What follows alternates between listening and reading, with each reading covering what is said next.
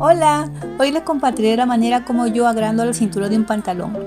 Esa es mi forma y mi estilo como yo lo hago y espero que a ustedes les guste.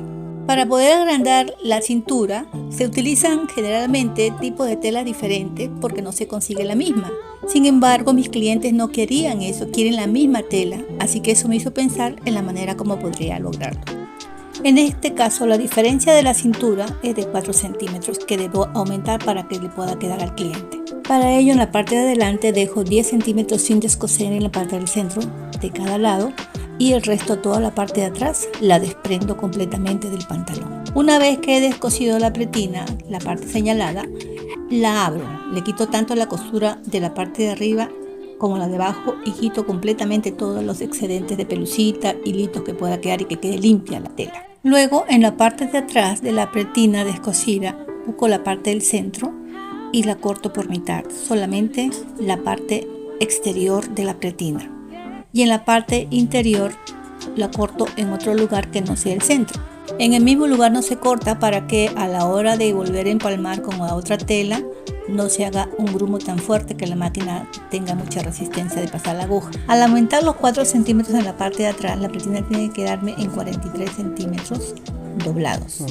Ya nosotros veremos qué cantidad le aumentamos para que quede en esta medida. Igualmente, en la parte de interior ya quedaría un margen de 8 centímetros más o menos de lo que hemos cortado, y buscamos también que aumentar la misma cantidad de manera que empalme con la parte de afuera. Para continuar, cosemos la parte externa con la tela que hemos cortado de adentro, que es de la misma calidad, del mismo color de la tela de afuera. Y seguidamente también aumentamos en la parte de adentro la misma tela que hemos cortado para que quede del mismo ancho de la de afuera, con otra tela que puede ser de cuadros, de otro jean, que ya ustedes verán. La cosa es que no se va a notar. Una vez que coloco las telas tanto afuera como adentro de la pretina, busco la manera de empalmarlos en la parte superior. De ahí trato de colocar la pretina primero cosiendo la parte de afuera y después cosiendo la parte de adentro encimada. Para continuar, plancho y le paso la costura con el hilo del mismo color que tiene la original. Y ya terminado el pantalón, queda de esta forma. Un pantalón que se ve bonito, elegante, que no se ven telas diferentes y el cliente contento.